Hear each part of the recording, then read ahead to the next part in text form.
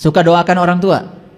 Suka. Allahumma gfirli dunubi wali walidaya warhamhuma kama rabbayani shaghira.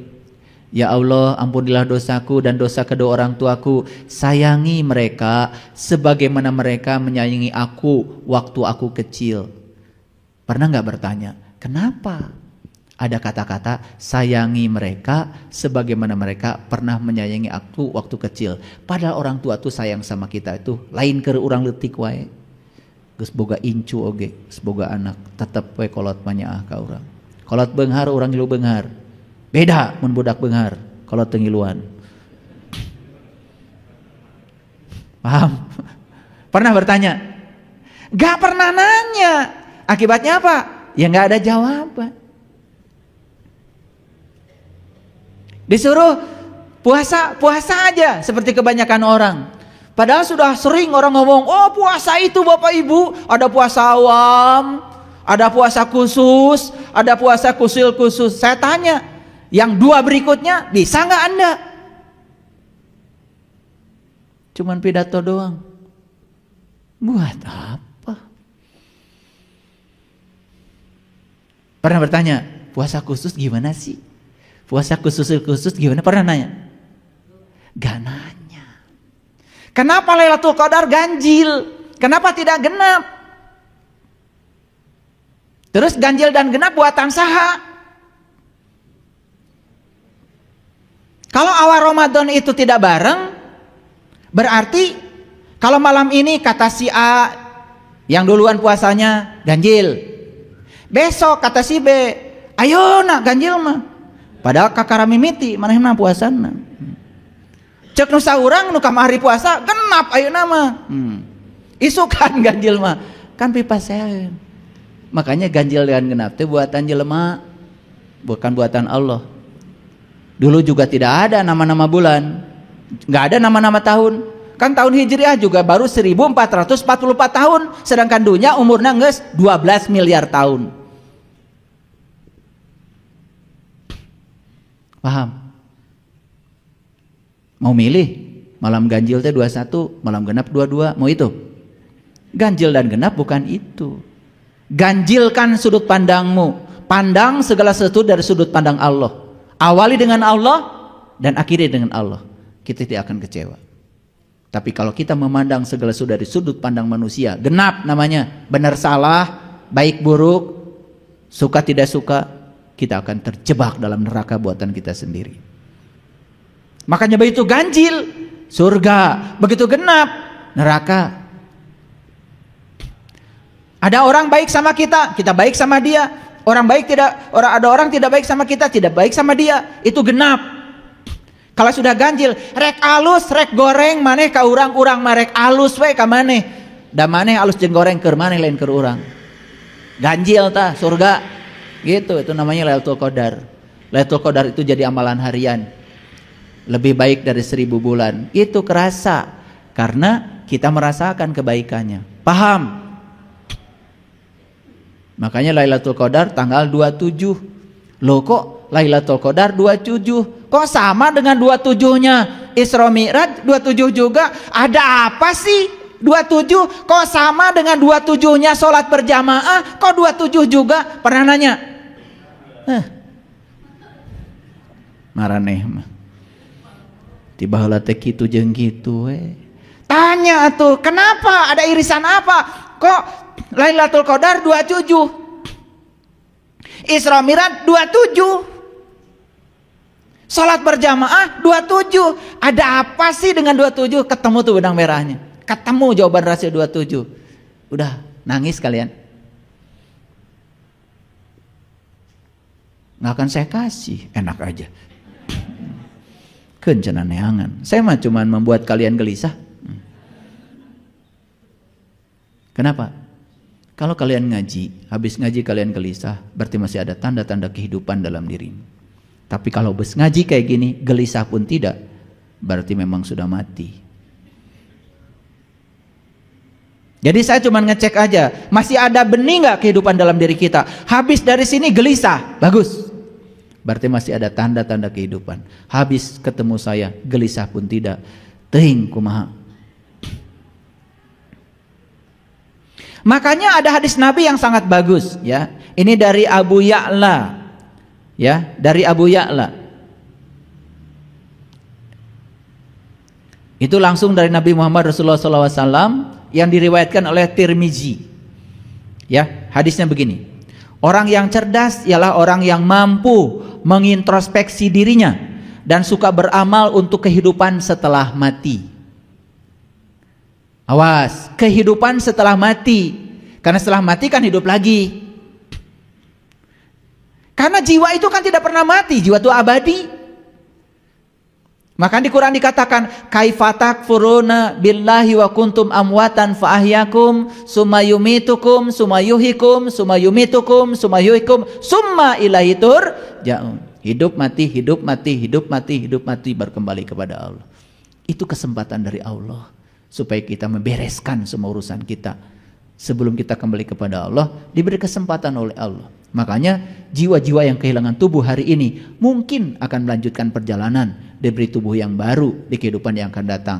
Kalau di kehidupan yang akan datang ingin bagus, ingin baik, sudah sekarang perbanyak amal.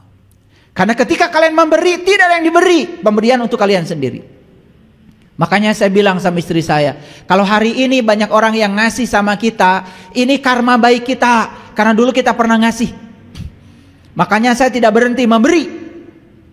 Tiap hari belanja, tiap hari memberi, tidak berhenti. Kenapa? Karena setiap pemberian bukan buat siapa-siapa, buat saya. Di kehidupan yang akan datang, kehidupan setelah mati. Kehidupan setelah mati itu kehidupan lagi. Paham?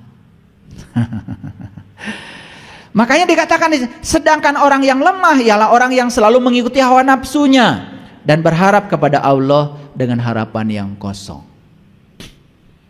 Hoyong umur panjang, hoyong. Makannya gimana? Pagi-pagi gehu. Setengah genap teteh, setengah 7 bala-bala. Setengah 8 nasi goreng. Setengah 8 kupat tahu. Setengah 10 berang setik mie kocok. Gus buka tak mie kocok. Setengah 11 mie ayam. Jam 12 gus dahar deh wae. Ari umur hayang panjang kumaha tuh. Ah, da takdir cenah umur menentukeun ku Allah. Cek Allah teh umur ditentukeun ku maneh. Allah mengikutin ka hayang maneh. Mun hidup sehat, ya Allah juga akan mengabulkan sehatmu. Kalau hidupnya nggak teratur, ya sudah, karena itu pilihanmu. Setiap pilihan ada risiko. Yang menanggung risiko, ya kamu sendiri, itu namanya takdir. Bukan Allah semena-mena. Si A, ku Allah teh, maneh mah umurna 3 bulan. Tah maneh mah umurna 25 tahun. Tah lamun maneh 80 tahun. Hoyong godo Allah gitu. Hoyong godo Allah gitu. Pirah ku Allah yang mahadil, mahulas, mahasih, semena-mena begitu, tidak begitu Allah. Yang menentukan umurnya kita sendiri. Allah itu sang keberadaan, sang kehadiran. Allah mah ngikuti kahayang orang. Tetapi kalau kita sudah hidup sehat, sudah merawat kesehatan, dan kemudian kita sakit dan mati, ya sudah, itu baru takdir. Tapi jangan sedikit-sedikit nempuhkan ke Allah. Kunaon tuh jang tentu nyeri beteng moal poe takdir. Ai tuang kumaha? Nyuci tangan juga nggak pernah. Ya kan? Makan sembrono, tiap hari makan sambal, makan lada, makan pedas, ya sudah. Ususnya jadi buntu, bingungan tak usus ge. Nya, rek kamanakeun cenah. Dahar juga model kieu. Padahal tubuh kita itu untuk menyelesaikan makanan yang kita makan aja perlu waktu 8 jam. Sedangkan kita tadi tidak berhenti makan, terus aja ngagayem. Tiap anu nyuguhan teu oleh nuhun wae. Apalagi pakai ilmu apa tuh namanya? Apa tuh ilmunya Kang Nobi itu? Sayang tuh apa namanya? Oh, mubazir. Pakai ilmu lagi, karena mubazir itu temannya setan. Waduh, kalau udah pakai hadis saya kalah deh.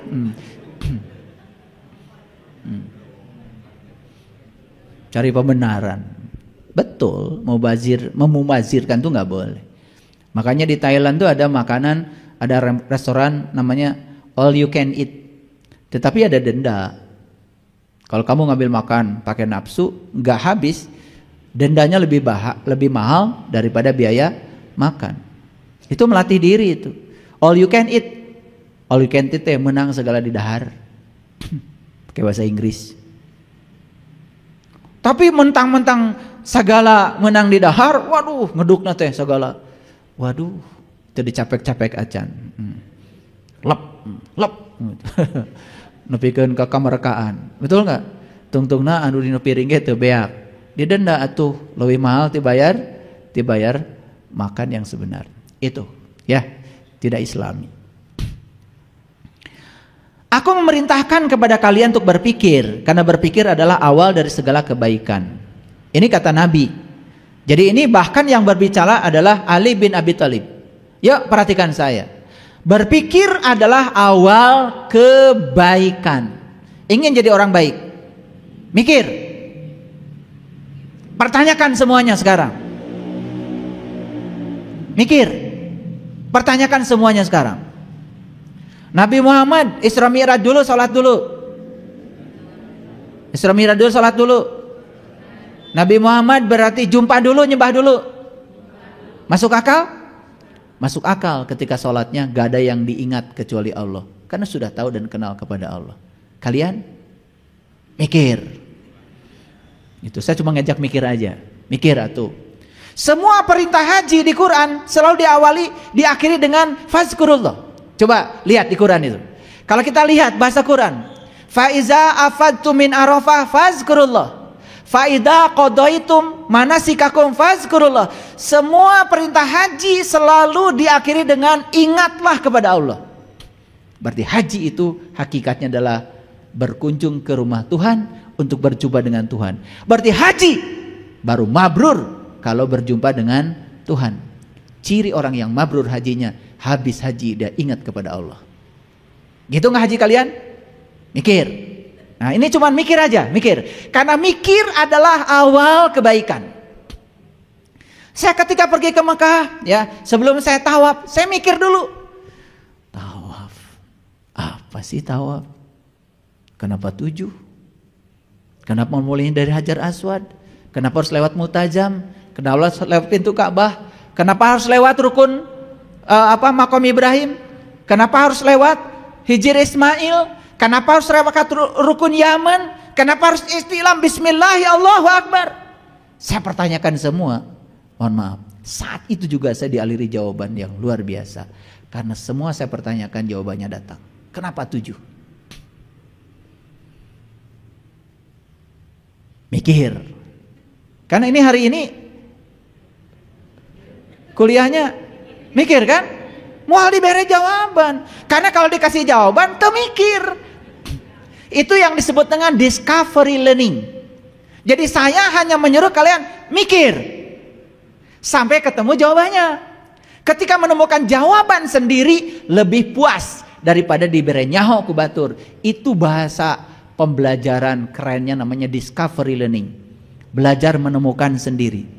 Jadi kalian jadi scientific, jadi scientist, belajar menemukan sendiri. Makanya hari ini kuliahnya cuman saya jelaskan, tidak ada jawabannya, mikir. Kenapa di Mekah itu ziarah semua ke gunung? Tidak lazim. Sedangkan ziarah semua kita pasti ke kuburan, bukan? Tapi di sana ziarah ke gunung. Bapak Ibu, kita akan ziarah ke Jabal Nur, gunung. Ke Jabal Sur, gunung. Ke Jabal Uhud, gunung. Ke Jabal Rahmah, gunung. Mengapa di Mekah semua ziarah ketika haji atau umroh semua ke gunung, bukan ke kuburan? Mikir. Liur. Nggak akan saya kasih jawaban. Enak aja. Supaya nanti puas. Ya, puas. Gimana caranya? Kan kita sudah dikasih waktu yang sama 24 jam. Sudah dikasih kecerdasan yang sama, bukan? Mata kalian dengan mata saya sama kan? 2. Celina 2. Lubang hidung, mulut, saru, apa bedanya kalian dengan saya? Jari tangan 10, tangan 2, kaki 2, sama kan? Jadi kalian dengan saya nggak ada beda. Bedanya saya mikir, kalian itu aja bedanya. Beda seetik kan? Oke, lanjut. Aku memerintahkan kepada kalian untuk berpikir, karena berpikir adalah awal dari segala kebaikan. Ingin kebaikan? Mikir. Jadi seharusnya kalian sebelum haji, sebelum umroh mikir heula. Ada tujuan haji teh naon? Tanya dulu Quran, tongoka indit. Ieu modern nyiapkeun sagala tujuanna naon ka ditu teh? Tanya Quran. Ternyata tujuan haji itu ada di kalimat talbiyah. Labaik Allahumma labaik, labaik la syarika laka labaik. Jadi tujuan haji cuma satu, membebaskan syirik yang ada padamu. Syirik itu menduakan Tuhan gara-gara nggak tahu Tuhan. Berarti haji itu tujuannya supaya tahu dan kenal kepada Tuhan. Itu tujuan haji. Gitu nggak dulu? Gak mikir. Coba kalau mikir, pasti dapat kesananya. Oh, tujuan haji itu. Kalian kan cuman labbaik Allahumma labbaik ngiluan. Labbaik Allahumma labbaik ngiluan. Kumacek batur. Tanya, naon tah artina? Teuing urang oge. Labbaik la syarika laka labbaik. Naon tah artinya? Teuing urang teu nyaho. Innal hamda wa ni'mata laka wal mul la syarika lak. Diulang lagi. Datang arti teh ya. Kita akan umroh sekarang. Karena ketika tinggal di Mekah, kita harus keluar dulu dari kota Mekah. Kita pergi ke Ja'ronah. Nanya nggak kalian? Enggak, kalian hebat kalian.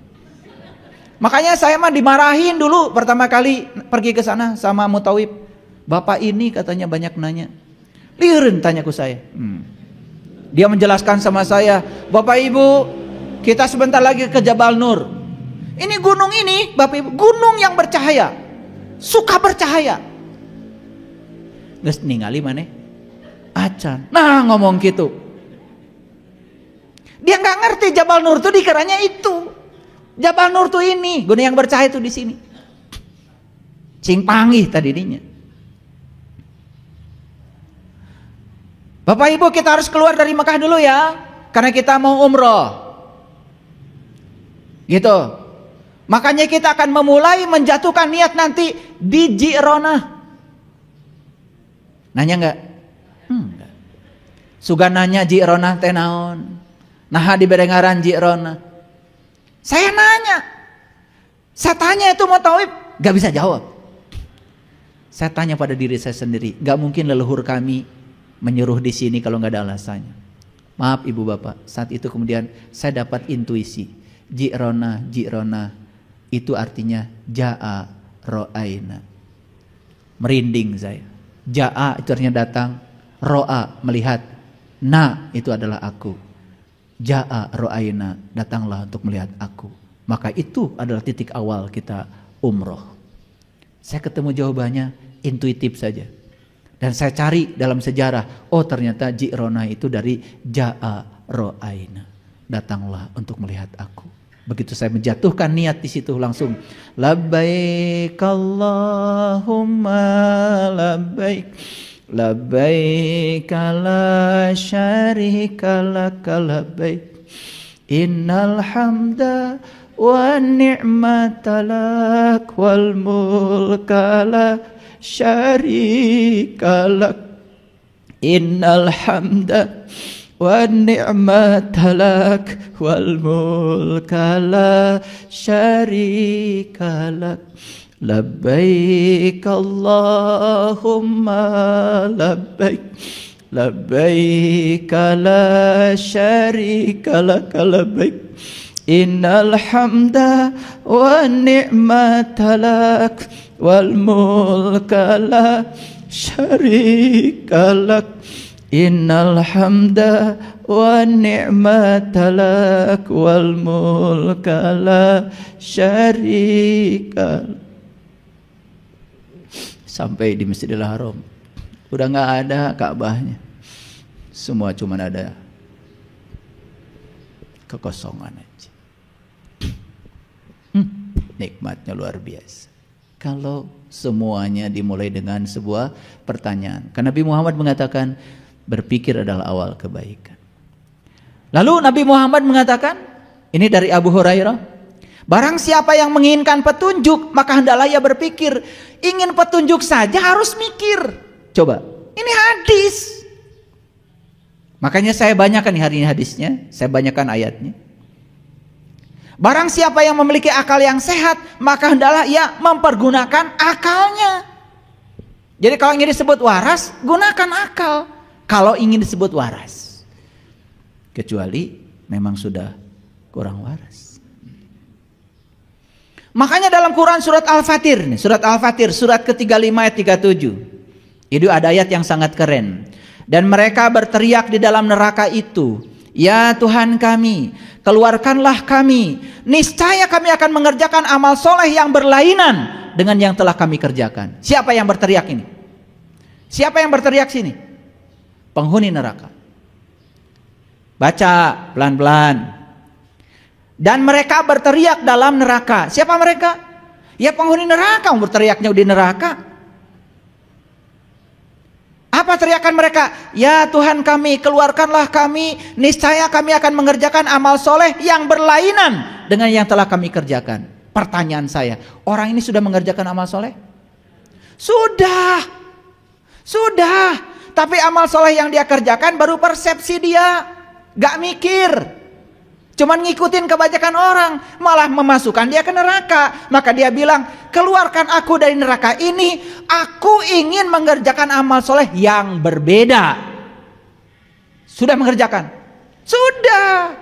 Malah membuat dia tinggal dalam neraka. Data mikir. Makanya jawaban Allah apa? Lihat jawaban Allah, perhatikan saya, lihat jawaban Allah. Apa jawaban Allah? Apakah kami tidak memanjangkan umurmu dalam masa yang cukup untuk berpikir? Bagi orang yang berpikir, malah Allah bilang, maneh teh asup kana neraka teh, da teu mikir. Batur kitu ngilu kitu, batur kieu ngilu kieu, kumaha ceuk batur. Maka di Quran dikatakan, wa may yatabi'u aksarohum illa dhanna, inna dhanna kana la yubni minal haqqi syai'a. Sesungguhnya kebanyakan manusia, kasiro 95% ke atas, mengikuti sesuatu hanya ikut-ikutan. Sesungguhnya mereka yang ikut-ikutan itu pakai zon itu sakwa sangka, bukanlah suatu kebenaran, itu hanya pembenaran dirinya sendiri. Punten, mohon maaf, suka sholat kan kalian? Sekaligus juga suka marah kan? Suka kesal kan? Suka menyalahkan keadaan kan? Suka. Suka menolak semua yang terjadi kan? Suka pasea kan? Suka. Suka iri kan? Dengki. Lengkap ya. Padahal sholat itu katanya mencegah perbuatan keji dan munkar. Pernah nanya gak? Kenapa kok saya suka sholat tapi masih seperti ini? Kenapa kalian tidak bertanya? Gak mikir. Makanya ayat ini mengatakan, perhatikan ayat ini keren banget. Ya Tuhan kami, keluarkanlah kami dari neraka ini. Niscaya kami akan mengerjakan amal soleh yang berlainan. Jadi baru dia itu sadar, ternyata amal soleh yang selama ini dia kerjakan itu hanya persepsi dia. Contoh, mohon maaf, mungkin kita sering membaca Al-Quran, tapi kan pesannya tidak sampai. Hanya membaca yang kita tidak mengerti. Dan kita mengatakan seakan-akan kita sudah soleh. Padahal pesannya juga belum nyampe. Karena kita tidak pernah mengaji. Judulnya aja pengajian. Kan isinya pengaosan. Betul? Iya. Judulnya pengajian, tapi nggak ada kajiannya. Ngaos we teras. Nah, itu mah pengaosan. Benten sareng pengajian. Ari mengkaji mah berarti memahami, menganalisis, mengevaluasi sampai tingkatan mensintesa. Ini mau diapakan barangnya? Bismillahirrahmanirrahim gimana prakteknya dalam hidup itu mensintesa namanya. Nah, itu diperlukan keterampilan berpikir. Itulah pentingnya kita berpikir. Maka kata Nabi berpikir adalah awal kebaikan. Maaf ya, Bapak Ibu. Saya dari kecil itu dengan bapak saya itu gak akur. Makanya bapak saya itu gak nyaman kalau saya pulang. Gak betah di rumah. Iya. Kan kata ibu saya, tiap maneh datang teh bapak masuk di masjid wae. Karunya tuh tong ditanya wae. Ya udah saya tuh pengen nanya kan, beliau itu kan kiai ya di kampung saya. Jadi ditanya. Iya. Ya wajar kong saya nanya kan. Itu. Bapak saya kan suka ceramah Isra Mi'raj. Nabi Muhammad tuh di dieu ka dieu tidak pung cenah ka ditu. Cenah Allah teh caket jeung nabi. Nah, tepangna tebih teuing. Saya cuma nanya gitu aja. Marah bapak saya. Maneh nanya teh? Hese wae cenah ka bapak. Ya kan itu kan bapak yang ceramah. Kok teh pang cenah nabi teh ka luhur. Jadi Sidratul Muntaha di mana, Pak? Itu di ditu. Ya saya waktu kecil kan udah mulai nanya, wajar kan? Gitu. Saya waktu itu belum masuk manusia abad 21 mungkin ya, masih kecil ya, umur belasan lah. Tapi masa saya nggak boleh nanya gitu kan? Ya kan bapak saya sering bilang, awas ya, Allah mah deket jeung urang.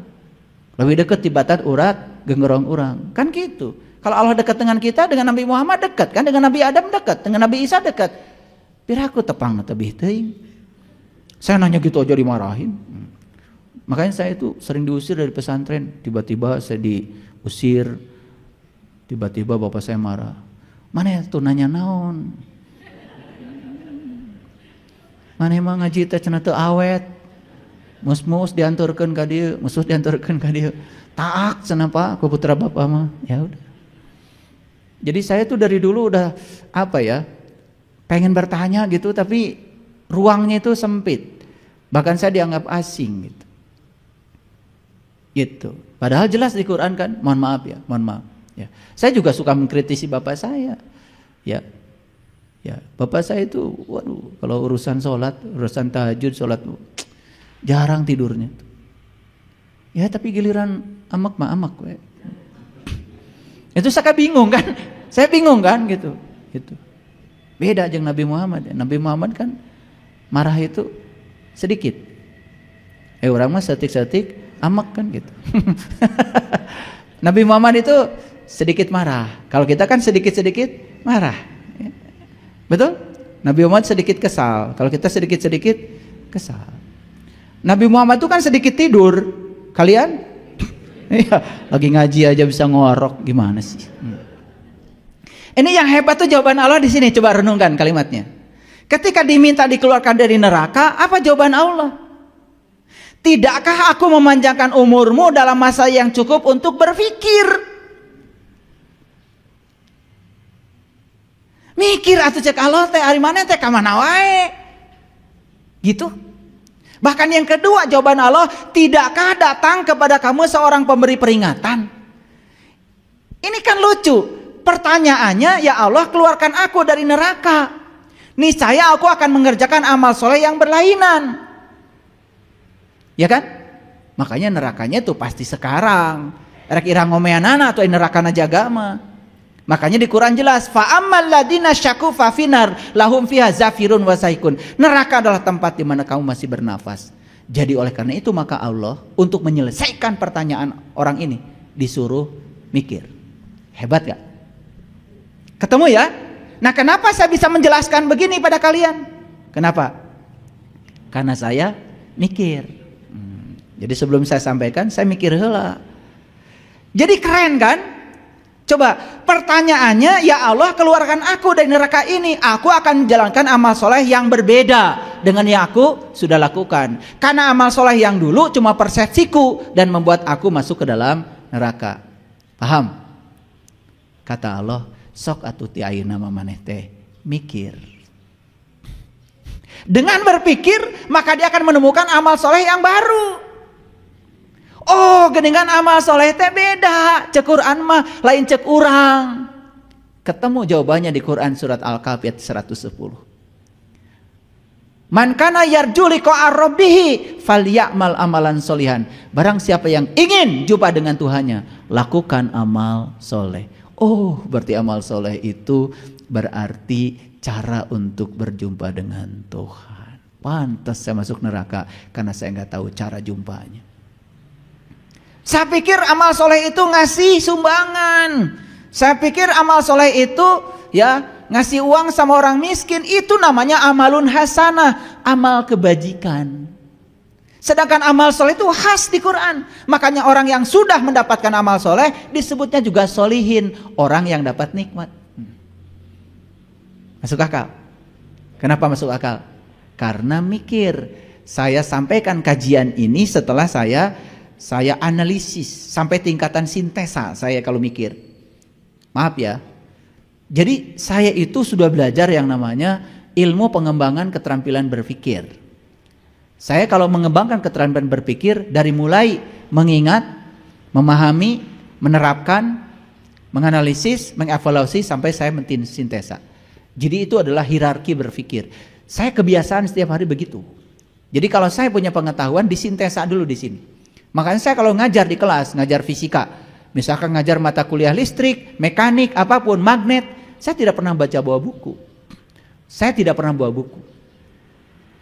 Rumus-rumus itu sudah keluar aja dari otak saya karena semua sudah disintesa. Di sini disintesa.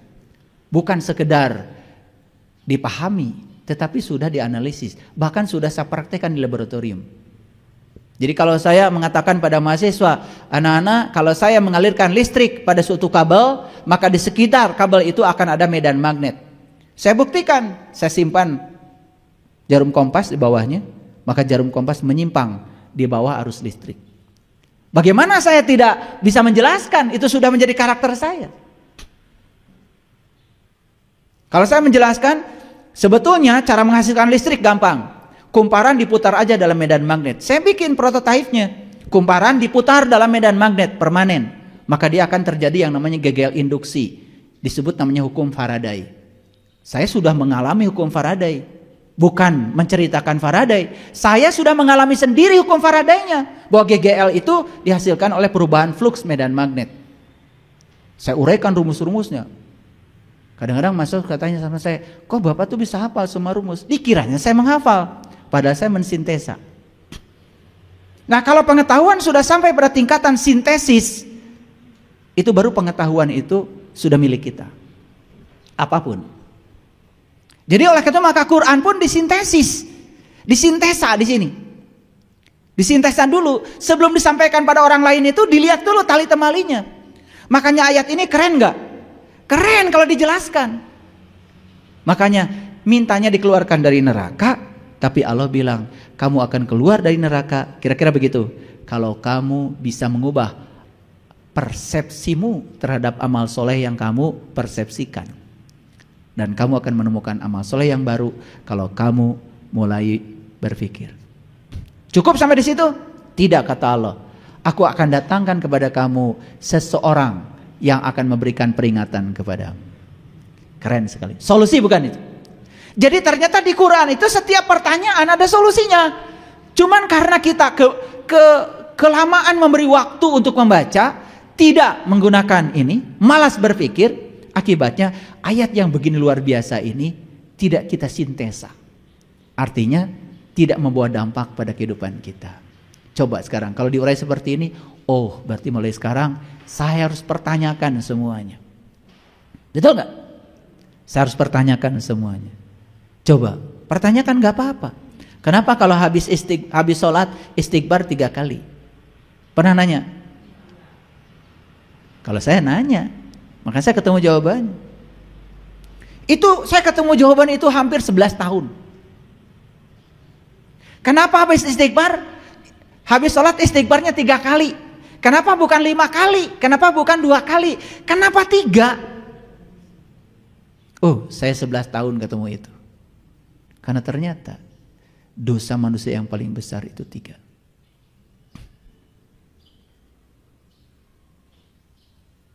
Apa dosa manusia yang paling besar? 1, dia tidak tahu bahwa dirinya tidak tahu. Lalu dia sok tahu dan tidak mau diberitahu. Kita kan pernah di level itu. Yang kedua, kita mungkin saja sudah jadi orang yang tahu bahwa kita tidak tahu. Tetapi setelah diberitahu, mungkin saja kita menyelewengkan yang kita tahu. Makanya manusia kan cuma 3 golongan. Orang yang dapat nikmat, orang yang dimurkai, dan orang yang tidak tahu. Orang yang tidak tahu sesat. Itu yang harus kita ampunkan. Harus kita istighfari.